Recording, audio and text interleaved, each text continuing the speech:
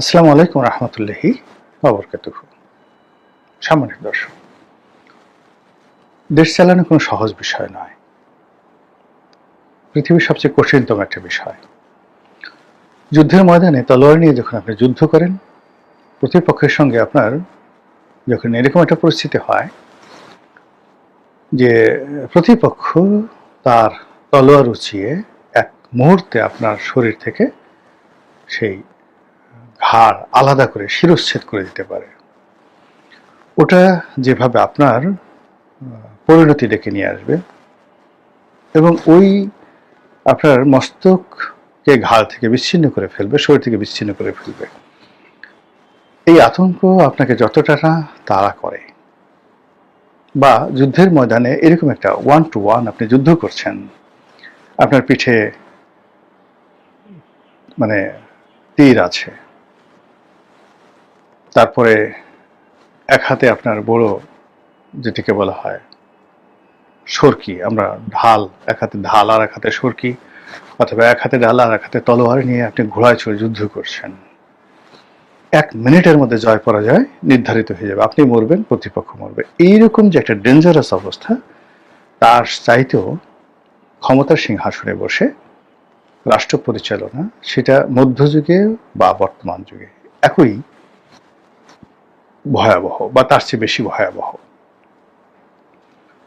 এবং এটা কেমন ভয়াবহ, এখন যদি আপনি ডক্টর মোহাম্মদ ইউনূসের সামনে গিয়ে সামনে মাইকটা ধরেন, তাকে যদি বলেন দাদু ভাই বা মামা হুজুর বা চাচা যান, যারা বয়স্ক লোক তারা ভাইজান বলতে পারেন, যারা তার ছাত্র তারা বলতে পারেন স্যার, মান্যবর স্যার, যারা তাকে আল্লাহর ওলি মনে করেন তারা বলতে পারেন ইয়া শায়েখ, ইয়া হুজুর, ইয়া হজরত।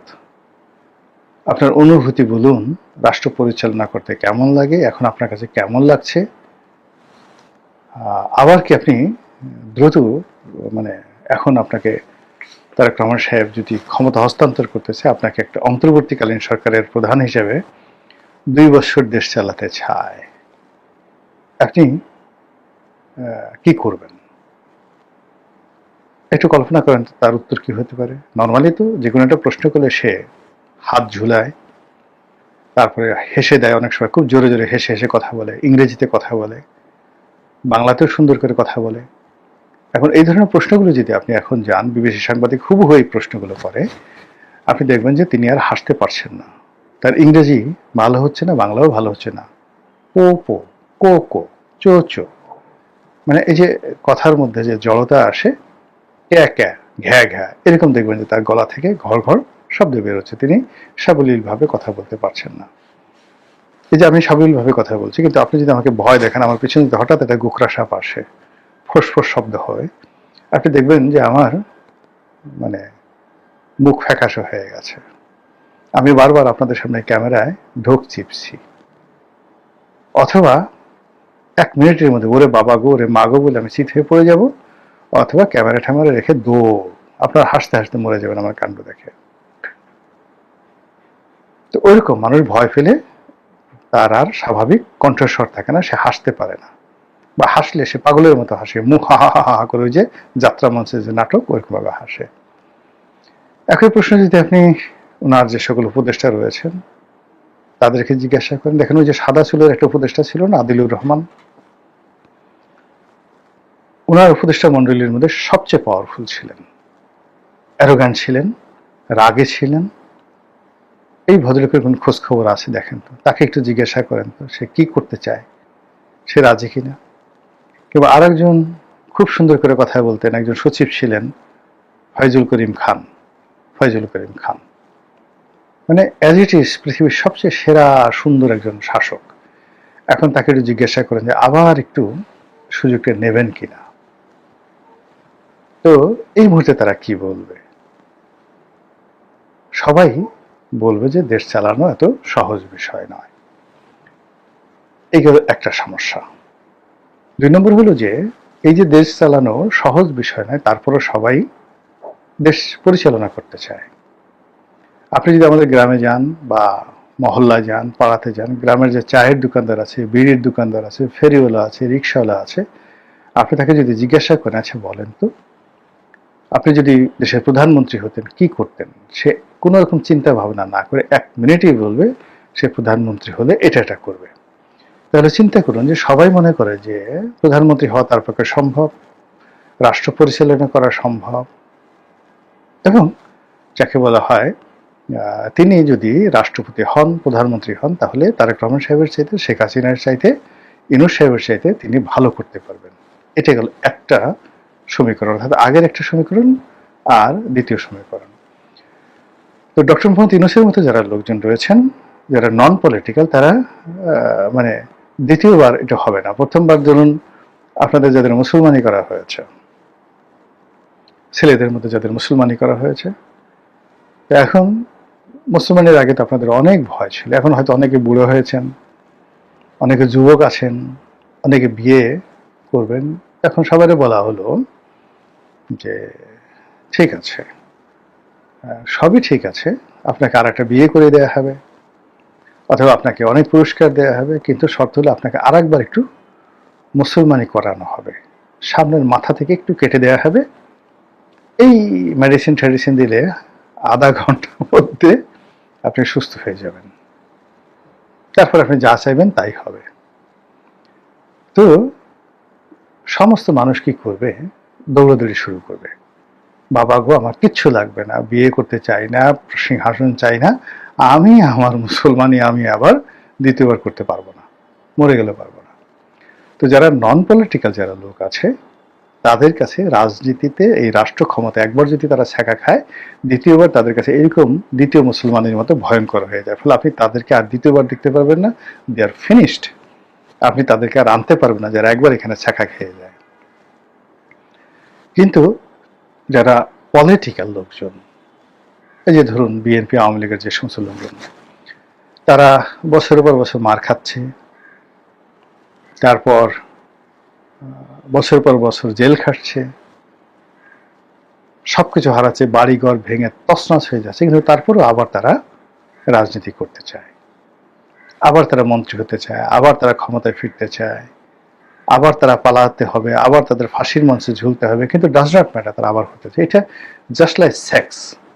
মানে একটা মানুষ সারা জীবন শুধু পুরুষ বা নারী সে সেক্স করতেই থাকে, করার পর মনে হয় এগুলো আর দরকার নাই, ঝামেলা।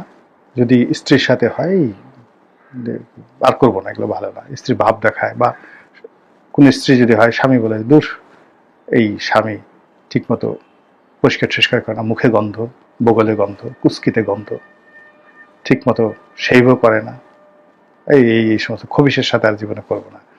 কিন্তু যখন উত্তেজনা এসে যায়, তখন এগুলো সব সে ভুলে যায়, গন্ধের মধ্যে সে নিজেকে বিলীন করে দেয়।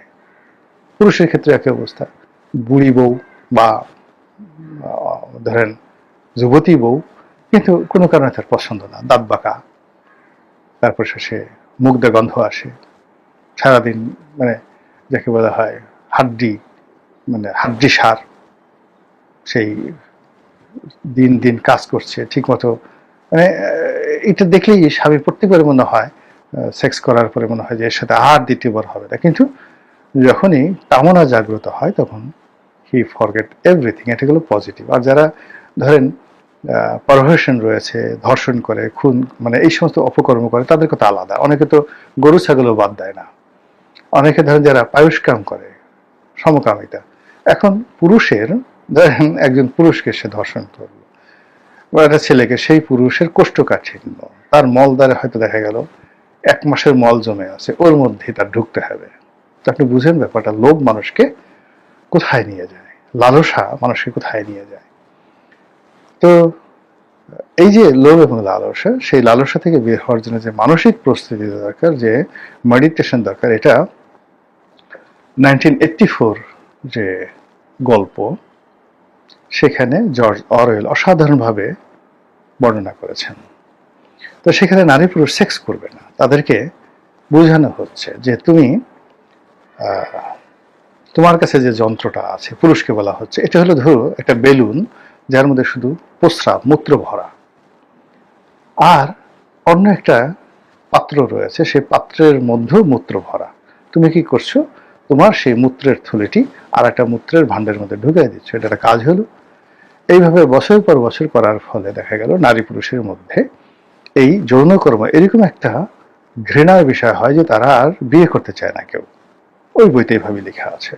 তা আমরা আসলে এই বিষয়গুলো না মানে সবকিছু আলোচনা করি, গালাগালি করি, কিন্তু এই বিষয়গুলো ইন ডিটেলস আমরা কখনো আলোচনা করি না। এই যৌনতার সঙ্গে রাজনীতির কি সম্পর্ক, এখানে যে বিকৃত যে রুচি রয়েছে, যে পারভার্সনগুলো রয়েছে, এখানে যে ধর্ষণ রয়েছে, এখানে যে পায়ুষ্কাম রয়েছে, এই জিনিসগুলোই আপনি দেখবেন রাজনীতিতে বিভিন্ন ফর্মে ফিরে আসছে এবং আমাদের জীবন তছনছ করে দিচ্ছে।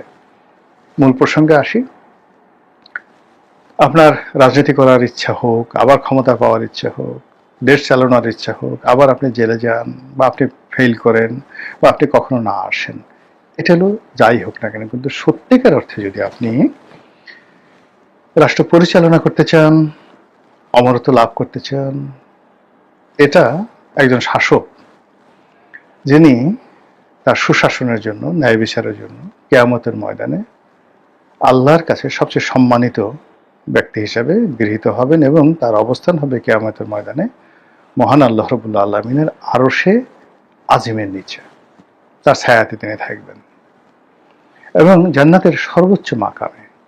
এবং আল্লাহ রাব্বুল আলামিন এই জমিনে যদি কাউকে সম্মান করেন, তার কোনো চাকর, মানে আমরা তো উই আর অল সার্ভেন্ট, কৃতদাসও না, চাকরের চাকর, তো এই চাকরদের মধ্যে থেকে তিনি যদি কাউকে সম্মান করেন, মর্যাদা দেন এবং তার সেই চাকরদেরকে যেন মানুষ অসম্মান না করে মর্যাদা দেয়, এই জন্য তিনি আবার নির্দেশ দান করেন, তারা হলেন শাসক, the king, the queen, the emperor, যারা এই জমিনে বিধাতার ছায়া এবং আল্লাহর খলিফা। তো সেই মাকামে পৌঁছতে, সেই কাঙ্ক্ষিত লক্ষ্যে পৌঁছতে আপনি সহজে যেতে পারবেন না, ননির পুতুল হয়ে আপনি যেতে পারবেন না। আপনার দক্ষতা লাগবে, অভিজ্ঞতা লাগবে, চরিত্র লাগবে এবং আপনি জীবনের বিভিন্ন ক্ষেত্রে সফল হয়েছেন। আপনার জীবনে ব্যর্থতা থাকবে, কিন্তু তার সঙ্গে সঙ্গে অন্তত ভালো ছাত্র ছিলেন, ভালো লেখাপড়া জানেন, ছাত্র ভালো না কিন্তু ভালো লেখাপড়া জানেন, পরিশ্রম করেন, অর্থনৈতিকভাবে আপনি অর্থ উপার্জন করতে পারেন, আপনি যুদ্ধ করতে পারেন, আপনার কমন সেন্স রয়েছে, আপনার সিভিক সেন্স রয়েছে, আপনার ইন্টেলিজেন্স রয়েছে, আপনার নলেজ রয়েছে, অর্থাৎ সেন্সিবিলিটি, কমন সেন্স, এই তিনটি জিনিস আপনাকে একেবারে মাত্রায় মাত্রায় থাকতে হবে। গেদু হয়ে বেকুবের মতো আপনি, লোকজন যেখানে মারা গেছে সেখানে আপনি রবীন্দ্রসঙ্গীত বাজিয়ে দিলেন, মানে আপনার কমন সেন্স নাই, আপনার সেন্সিবিলিটি নাই। আবার যেখানে আপনার শীতকাল, আপনি গরমের ওয়াশ করলেন, এগুলো হবে না। তাহলে সেন্সিবিলিটি, স্পর্শকাতরতা এবং আপনার অনুভূতি এবং কমন সেন্স, মানে সার্বজনীনভাবে আপনার খুব ইন্টেলিজেন্স দরকার নাই, কিন্তু কমন সেন্স আপনাকে থাকতে হবে কোন জায়গাতে কোন জিনিসটি দরকার। তারপরে যেটা দরকার সেটা হলো you must have a good selection পাওয়ার।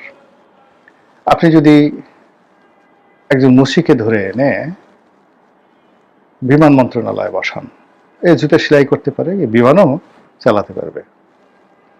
এরপর আপনি যদি একজন ম্যাথরকে ধরে এনে সে ঢাকা মেডিকেলের আপনি স্বাস্থ্যমন্ত্রী বানান, যে এই যেহেতু মানে বিভিন্ন ফর্মে মানুষের যে আবর্জনাগুলো, ময়লাগুলো, বর্জ্যগুলো, এগুলো কোন ফর্মে আসে, কোনটা কালো, কোনটা ধলা, কোনটা পাতলা, সবকিছু এগুলো অভিজ্ঞতা আছে, কাজেই এই লোকে সে ভালো ডাক্তার আর হবে না, তাকে আমি স্বাস্থ্যমন্ত্রী বানাই দেবই। আপনি যদি মনে করেন যে সবচেয়ে বড় যে চোর রাতে শীত কাটে, আপনি মনে করেন যে এটার চেয়ে আর বড় যুদ্ধ আর পৃথিবীতে নাই, রাত্রে তেল মেখে সারা শরীরে উলঙ্গ হয়ে, ন্যাংটা হয়ে, যাতে তাকে কেউ কসলাতে না পারে, ধরতে না পারে, সেই লোকটা ঘরে মাত্র দুটো ডিম চুরি করার জন্য, একটা মুরগি চুরি করার জন্য সে কারো ঘরের মধ্যে ঢুকে যাচ্ছে, এর মতো সাহসী মানুষ আর পৃথিবীতে নাই, একেই আমার সেনাপতি বানাতে হবে। এই যদি হয় আপনার সেন্স, তাহলে আপনি কখনোই নেতা হতে পারবেন না, প্রশংসিত হবেন না, আর রাষ্ট্র চালাতে পারবেন না।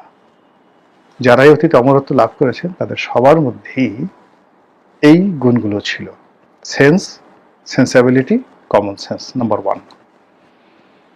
নাম্বার 2 হলো দে হ্যাভ দ্য সিলেকশন পাওয়ার। তারা উত্তম মানুষ চিনত, উত্তম মানুষকে কাছে টানতে পারত এবং উত্তম মানুষকে কাছে রাখার মতো একটা ম্যাগনেটিক পাওয়ার ছিল। তাদেরকে ছেড়ে কখনোই তাদের সেই বন্ধুগুলো যায়নি। যত বিপদ আপদ হোক না কেন, সম্রাট আকবরের যে নবরত্ন যারা ছিলেন, মৃত্যুর শেষ দিন পর্যন্ত তারা তার সঙ্গে ছিলেন। ছোট্ট একটা উদাহরণ বলে শেষ করে দিই। শাহজাদা সেলিম মানে নুরুদ্দিন মোহাম্মদ জাহাঙ্গীর, সম্রাট জাহাঙ্গীরের সঙ্গে যুদ্ধ চলছে সম্রাট আকবরের। সম্রাট আকবর কার্যত তার রাজধানীতে বন্দী, রাজধানী জুড়ে তার আধিপত্য। আর বাইরের যে অংশ, সেই অংশটি মূলত বেশিরভাগ এলাকা মানে শাহজাদা সেলিম বা সম্রাট জাহাঙ্গীরের যারা সৈন্যবাহিনী তারা দখল করে আছে। সম্রাট আকবরের এই বিপদের দিনে তার অন্যতম পরামর্শদাতা, তার ঘনিষ্ঠ বন্ধু, যিনি মূলত একজন জ্ঞানী ছিলেন, পণ্ডিত ছিলেন, সম্রাট আকবর তাকে সব্যসাচী হিসেবে একটা কমান্ড দিয়েছিলেন। 10,000 মসনববাদী মানে 10,000 অশ্বারোহী সৈন্যের একটা বাহিনী দিয়েছিলেন যে তুমি যুদ্ধ করো। এরকম তার ভিতরে যারা জ্ঞানী গুণী পণ্ডিত দার্শনিক তাদেরকে দিয়েও তিনি যুদ্ধ করিয়েছেন। যেমন মানসিংহ সেনাপতি ছিলেন, যা তাকে দিয়ে দর্শন শাস্ত্র পড়িয়েছেন। রাজা টোডরমল তারা দার্শনিক ছিলেন, ফৈজিদ দার্শনিক ছিলেন, আবুল ফজল দার্শনিক ছিলেন, তাদেরকে দিয়ে আবার তিনি সেনাপতির কাজ করিয়েছেন। কম্প্যাক্ট। তো এরকম আবুল ফজল গুজরাটের এই এলাকাতে একটা যুদ্ধে ছিলেন, তাকে খবর পাঠানো হলো যে এই অবস্থা, তুমি রাজধানীতে আসো। তিনি তার মূল কমান্ড রেখে মাত্র 100-150 লোক রেখে তিনি সম্রাটের সাথে দেখা করার জন্য আসছেন। বিকজ ওই মুহূর্তে যুদ্ধ করার চেয়ে সম্রাটের বেশি দরকার ছিল আবুল ফজলের পরামর্শ। আবুল ফজলকে তিনি যুদ্ধ করতে বলেননি, তাকে বলছেন যে তুমি রাজধানীতে যে কোনো মূল্যে আসো আমার পাশে, তোমার পরামর্শ আমার দরকার এখন, আমার এই দুর্যোগ মুহূর্তে, সংকট মুহূর্তে আমি কি বলবো। আর অন্যদিকে শাহজাদা সেলিম মানে তার সাথে তার বাবার যে দ্বন্দ্ব এবং সংঘাত, এর মধ্যে 1 নম্বর ভিলেন হিসেবে তিনি মনে করতেন আবুল ফজলকে। তার যারা গুপ্ত বাহিনী ছিল মানে গোয়েন্দা বাহিনী ছিল, তারা আবুল ফজলকে লক্ষ্য করছিল। আবুল ফজল যখন কাছাকাছি চলে রাজধানীর দিকে আসছেন, তখন সেই খবর জাহাঙ্গীর পেয়ে যায় এবং জাহাঙ্গীর তাকে ঘেরাও করে ফেলে। তার সঙ্গে মাত্র 200 সৈন্য, জাহাঙ্গীরের কাছে 2000 সৈন্য। তো দেয়ার ওয়াজ অপশন, তার পিছনে ফিরে যাওয়া, তার বাহিনীর কাছে, তার কাছে যে ওই যে 10,000 অশ্বারোহী ছিল, অন্যান্য সৈন্যবাহিনী ছিল, সেই সৈন্যবাহিনীর মধ্যে ফিরে যাওয়া তার অপশন ছিল, পালিয়ে যেতে পারতেন। কিন্তু আবুল ফজল বললেন যে না, সারা জীবন আমি শুধু সম্মুখে গিয়েছি, আমার সম্রাট যখন আমাকে ডেকেছে তখন পৃথিবীর সবকিছু বাদ দিয়ে আমি তার কাছে গিয়েছি। কাজী এখন আমি এই 200 লোক নিয়ে জাহাঙ্গীরের ভয়ে যদি পিছনে ফিরে যাই, তো উনি যে আমার আশায় বসে আছেন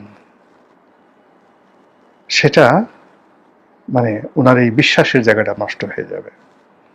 2 নম্বর হলো যে এই যে আমি একবার পালিয়ে যাব, এই যে আমার মধ্যে যে একটা ভয়ের সংস্কৃতি চালু হবে, এটা আমি আর এই বৃদ্ধ বয়সে আমি আর দ্বিতীয়বার দাঁড়াতে পারবো না। এর চেয়ে বরং পরিস্থিতির মোকাবেলা করে মরে যাওয়াটা আমার জন্য সম্মানজনক। এবং তিনি সেই কাজটি করলেন, যুদ্ধ করলেন এবং স্পট ডেথ, মারা গেলেন। তো এই যে আবুল ফজলের মতো মানুষ দেখেন জীবনের শেষ পর্যায়ে তাদেরকে সিলেকশন করেছেন আকবর, আর জীবনের শেষ পর্যায়ে আবুল ফজল থেকে শুরু করে তার যে 9 জন জুয়েল ছিল, 9 জুয়েলস, কেউ তাকে ছেড়ে যায়নি। আপনি যদি সুন্দর রাষ্ট্র পরিচালনা করতে চান, এইরকম আকবরের মতো আপনার বন্ধু লাগবে। এই বন্ধু পায়ের কাছে বসে থাকা নয়, এই বন্ধু গাড়ির সামনে দৌড়ানো নয়, এই বন্ধু আপনার জন্য গিয়ে অন্যকে চড় থাপ্পড় মারছে, অন্যের গলা ধাক্কা ধরছে, এই বন্ধু নয়, যে বন্ধু আপনার মস্তিষ্ক, আপনার চরিত্র, আপনার লোভ, আপনার নফস, প্রত্যেকটা জিনিসের উপর প্রভাব বিস্তার করতে পারে। মহান আল্লাহ আমাদের সবাইকে হেদায়েত দান করুন এবং হেফাজত করুন। আসসালামু আলাইকুম ওয়া রাহমাতুল্লাহি ওয়া বারাকাতুহু।